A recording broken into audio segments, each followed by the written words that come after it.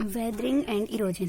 सबसे पहले होते दोनों सेम सेम ही है, पर वेदरिंग में क्या होता है, एक जगह पे ही होता है जो टूटता है, जो भी मटेरियल रॉक का। पर इरोजन में जो टूटा हुआ मटेरियल होता है वो आगे चलता है। मतलब वेदरिंग क्या है, स्टैटिक प्रोसेस है, मतलब एक ही जगह टिका हुआ।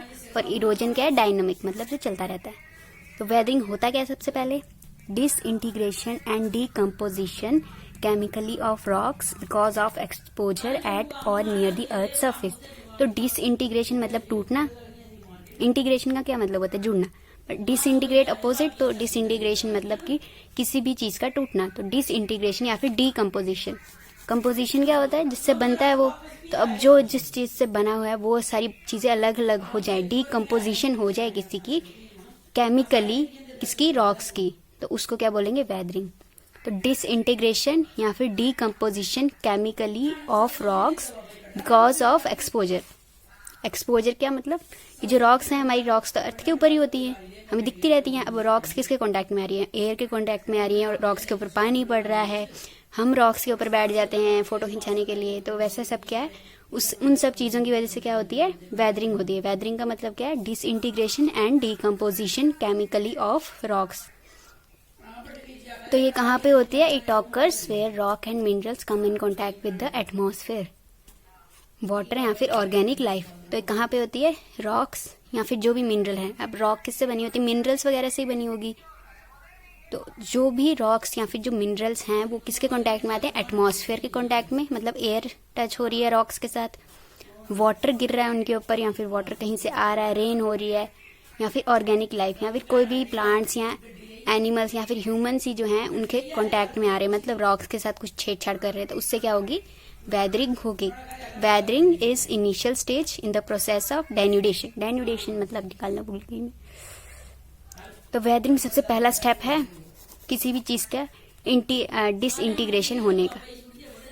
तो it affects rocks in situ, no transportation is involve. मैंने क्या बोला था कि स्टैटिक प्रोसेस है, मतलब जो भी मटेरियल रॉक का टूट रहा है वो उसी जगह पे रॉक का टूट रहा है, वहीं पे स्टेबल, मतलब वहीं पे जो रॉक का मटेरियल गिर रहा है बस। इसमें कोई भी वो ट्रांसपोर्टेशन इन्वॉल्व नहीं है। कैसे ट्रांसपोर्टेशन अगर इन्वॉल्व हो जाए कि जो हमारी वेदरिंग हो रही है, जो भी रॉक का पीसेस टूट रहे हैं वो उड़ के कहीं दूसरी प्लेस में जाएं, या फिर पानी की वजह से दूसरे आगे पीछे के एरिया में जाए, तो वो क्या होगी, इरोजन। पर वेदरिंग क्या है, रॉक्स को इन सीतु अफेक्ट करता है। इन सीतु उसमें पढ़ा था इन्वायरमेंट में कि कंजर्वेशन कैसे होती है, इन सीतु और एक्स सीतु। इन सीतु मतलब उसी प्लेस के अंदर, तो जहाँ पे रॉक प्रेजेंट है वहीं पे रॉक का टूट रही है, वहीं पे इकट्ठी हो रही है टूट टूट के, वो क्या है, हमारी वेदरिंग है। और ट्रांसपोर्टेशन इन्वॉल्व नहीं होता है इसमें। Weathering helps erosion. Weathering erosion में हेल्प करता है, क्योंकि अगर इरोजन क्या है, transportation of weathered material. Weathered material कौन सा, वही टूटा हुआ रॉक्स का मटेरियल। तो उस ट्रांसपोर्टेशन में हेल्प करेगा, क्योंकि सबसे पहले वेदरिंग होगी, उसके बाद तो कुछ ट्रांसपोर्ट होगा। तो वेदरिंग क्या है, इरोजन में हेल्प करता है, पर ये इसका पार्ट नहीं है। मतलब वेदरिंग अलग है, वेदरिंग एक स्टेबल चीज है जहाँ एक ही जगह पे हो रही है, पर इरोजन है वो ट्रांसपोर्ट होता है वेदर्ड मटेरियल, उसको बोलते हैं इरोजन।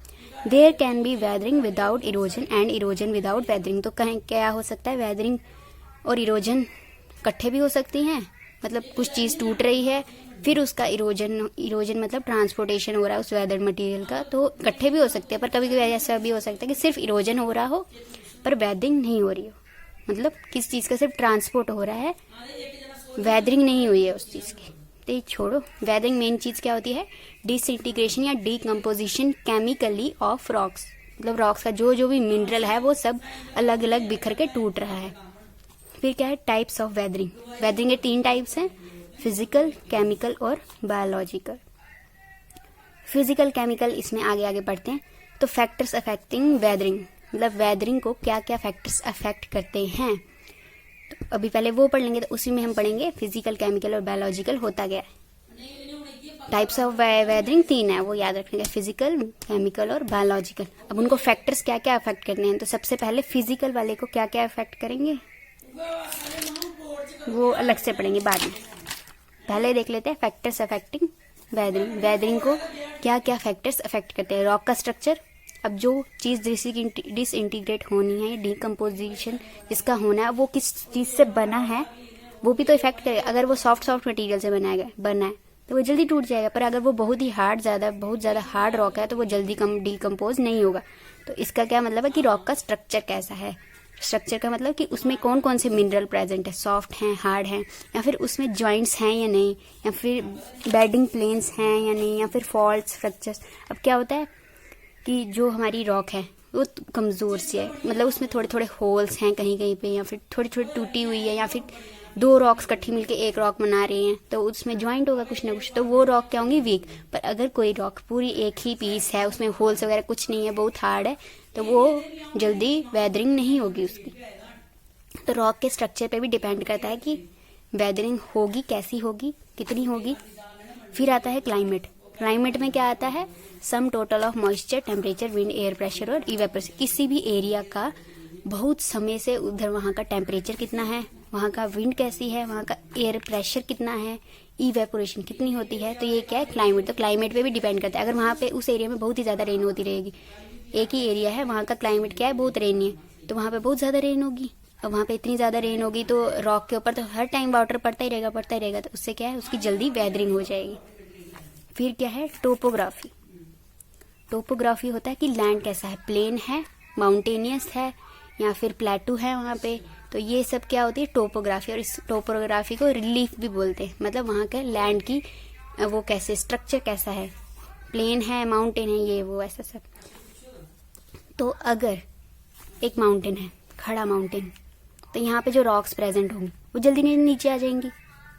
किस वजह से, ग्रेविटेशनल फोर्स की वजह से। वो क्या, रॉक्स जल्दी जल्दी नीचे दौड़ के आएंगे। अब रॉक्स दौड़ के आ रही तो बीच में टूटेंगी, आपस में टकराएंगी, तो उससे क्या, वेदरिंग होगी रॉक्स की।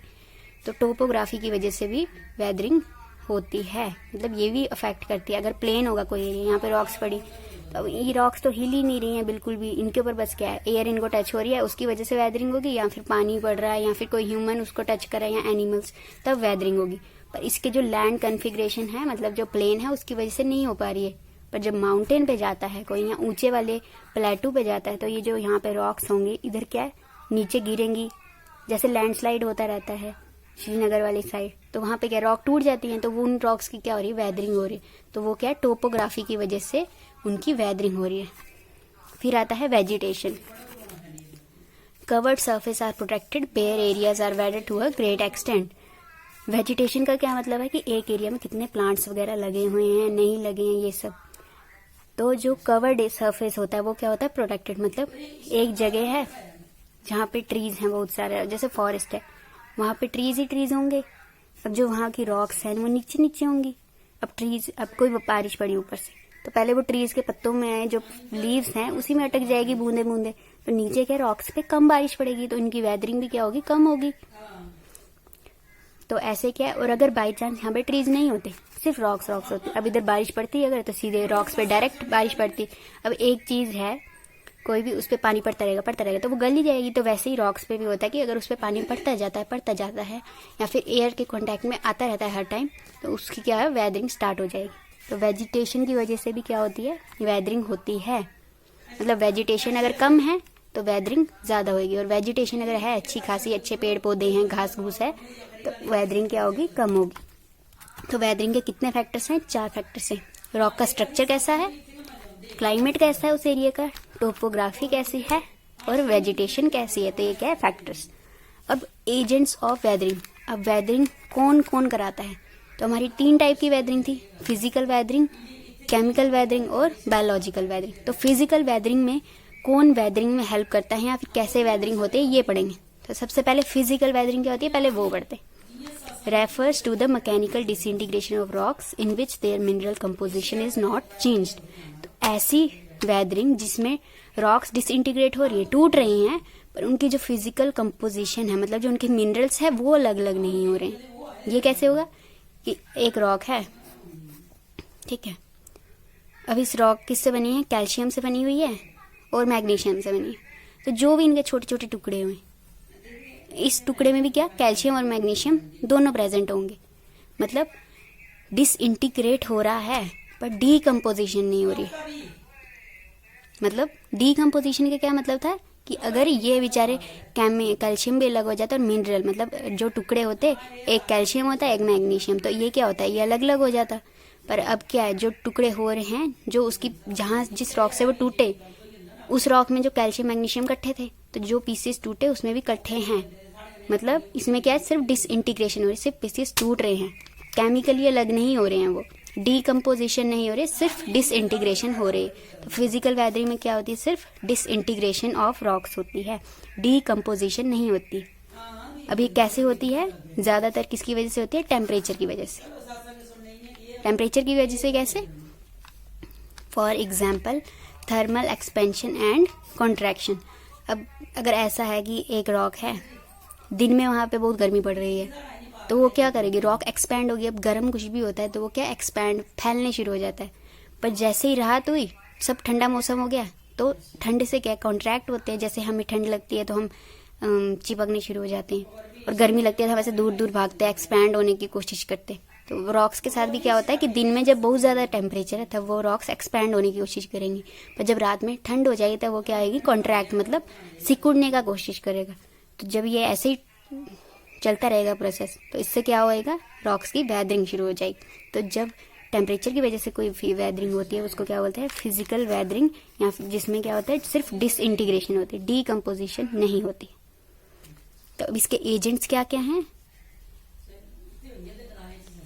Exfoliation, freezing of water, crystal growth और डिफरेंशियल एक्सपेंशन। एक एक करके पढ़ते हैं।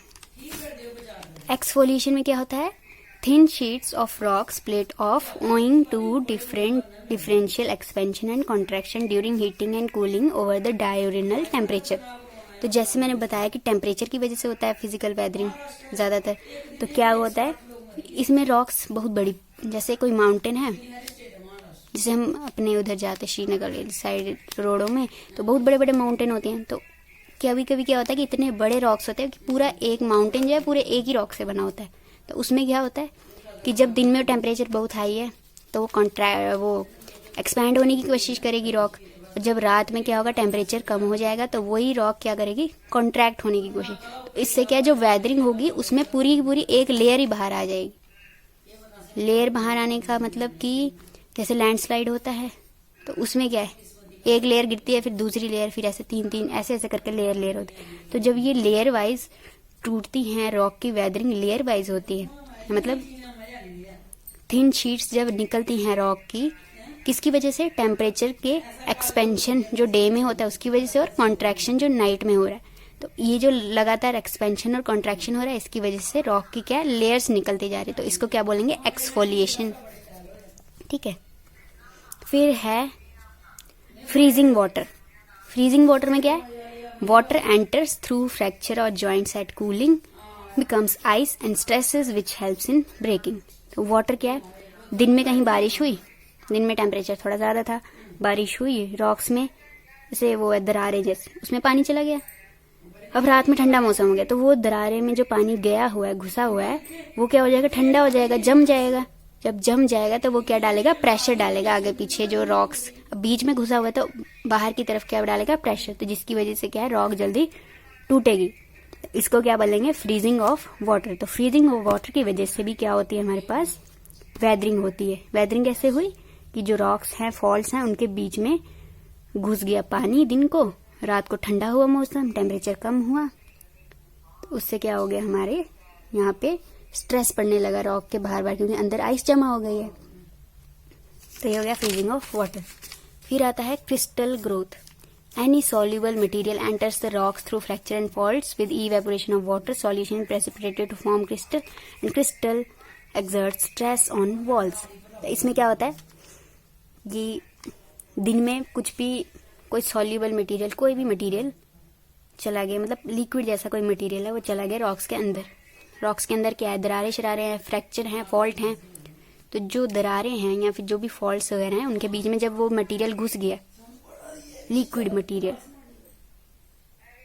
तो उसके बाद जब वो लिक्विड मटेरियल अंदर घुस गया है, तो वो क्या होएगा, वो जो केमिकल, मतलब जो भी रॉक का मटेरियल है उसके साथ मिक्स हो जाएगा।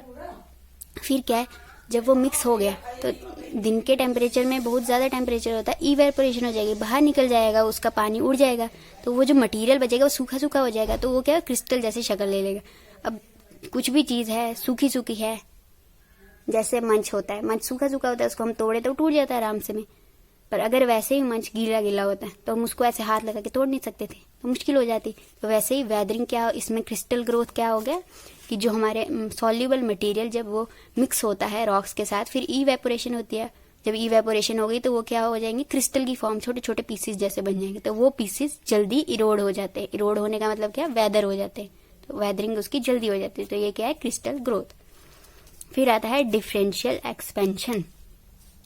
डिफरेंशियल एक्सपेंशन का क्या मतलब है, वही जो एग्जांपल दी थी स्टार्टिंग में कि दिन में क्या है, एक्सपेंशन हो रही है रॉक की, बड़े बड़े हो रहे हैं रॉक्स, पर रात में क्या है, ठंड हो रही है, तो वो कॉन्ट्रैक्ट करने की कोशिश करें, मतलब छोटे सिकुड़ने की कोशिश करें। तो ये जो दिन को बड़ा होना और रात को छोटा होना है, इसकी वजह से क्या होता है, इसकी वजह से भी वेदरिंग हो जाती है।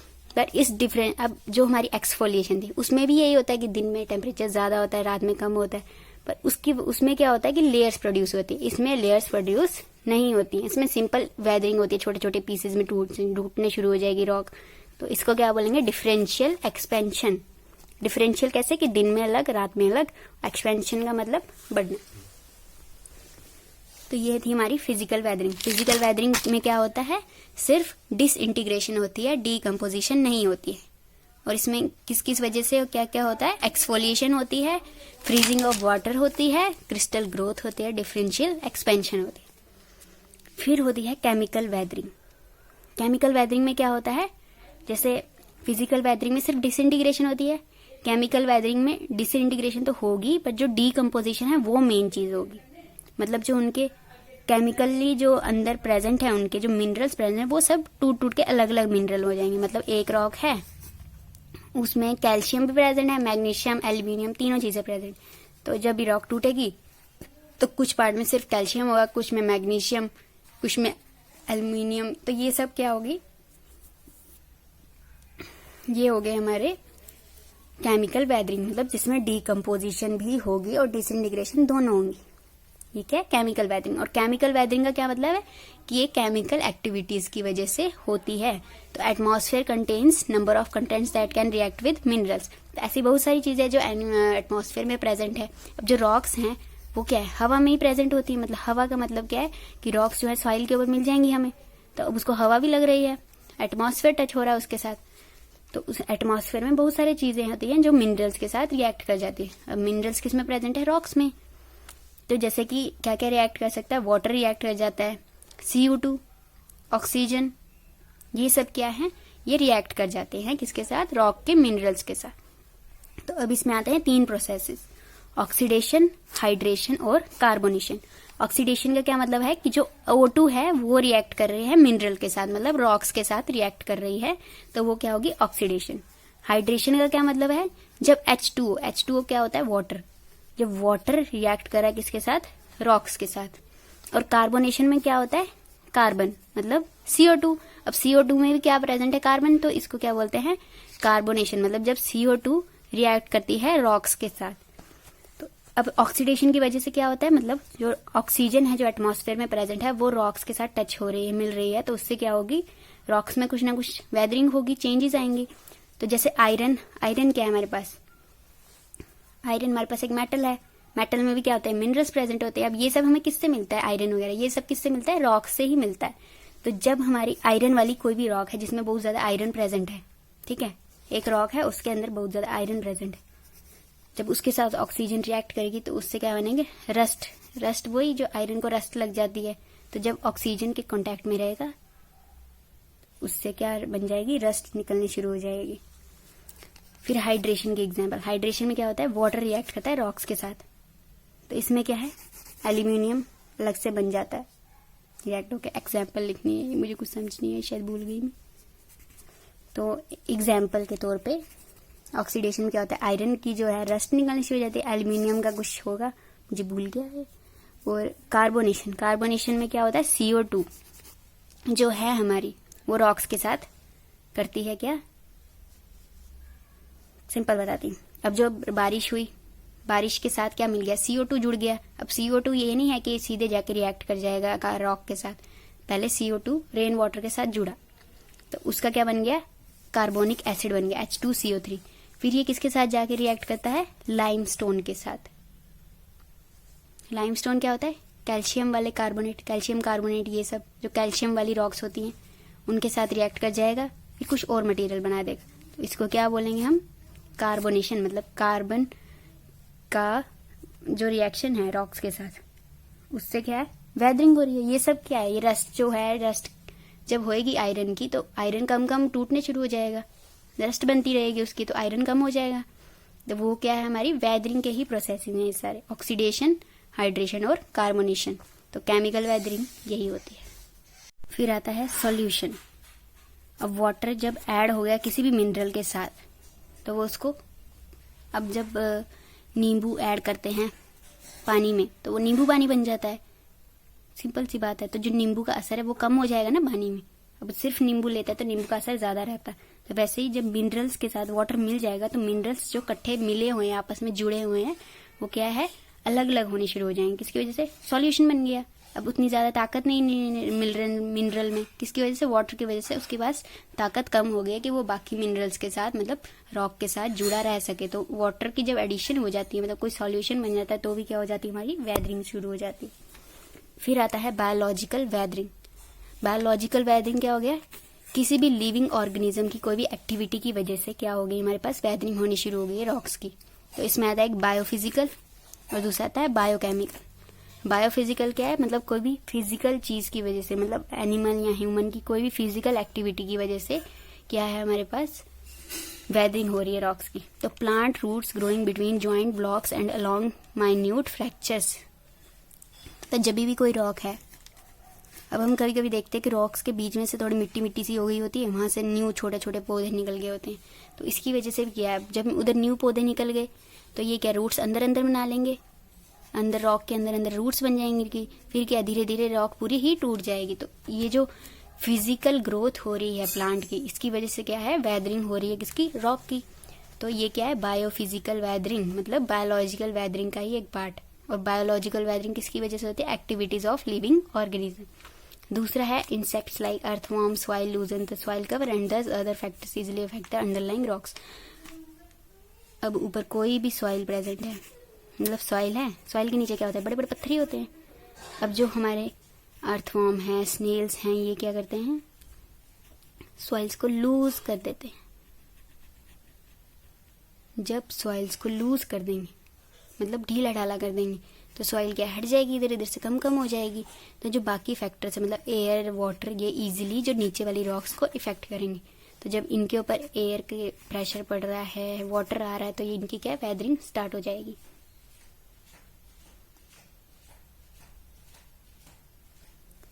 फिर आता है बायोकेमिकल।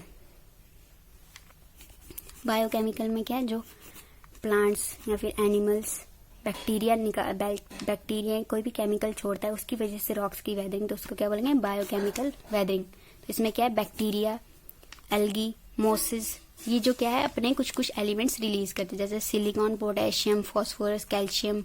ये क्या है, ये इनके न्यूट्रिएंट्स होते हैं। मतलब कोई रॉक है, रॉक कैल्शियम की बनी हुई, तो ये कोई कोई जो बैक्टीरिया है, एल्गी हैं, वो क्या करते हैं, कैल्शियम को खाते हैं। तो जब वो एक रॉक का कैल्शियम खा लेंगे तो वो रॉक धीरे धीरे कमजोर हो जाएगी, क्योंकि उसकी जो मेन कंपोजिशन है कैल्शियम, वही उससे चला गया है। वो किसने खा लिया, बैक्टीरिया ने, एल्गी ने, मोसिस ने। तो इससे क्या हो गया, उसका स्ट्रक्चर कमजोर हो गया। अब जब कमजोर हो गया तो उसकी वेदरिंग इजीली हो जाएगी। फिर है आफ्टर डेथ ऑफ एनिमल्स। तो अब जब कोई एनिमल है, छोटा मोटा इंसेक्ट वगैरह है, वो मर गया एक रॉक के ऊपर ही, तो अब वो कुछ कुछ रिलीज करता है ताकि वो डिकम्पोज हो जाए एनिमल।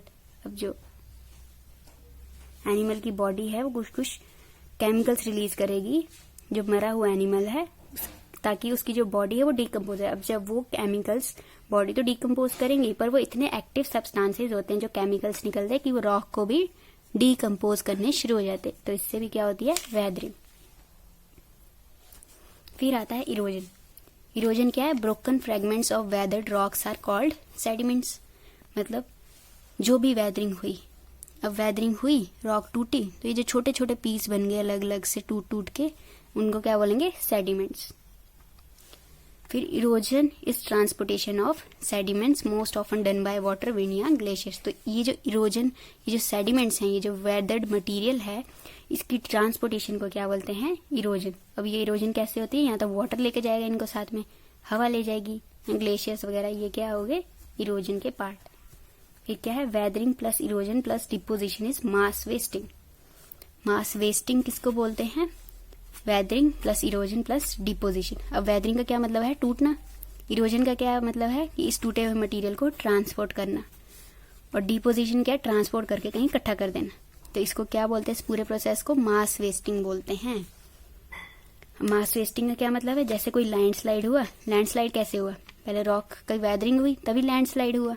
फिर ये जो लैंडस्लाइड है गिर के बहुत आगे चला गया कहीं और जगह, फिर न्यू एक जगह जाके डिपॉजिट हो गया ये मटेरियल।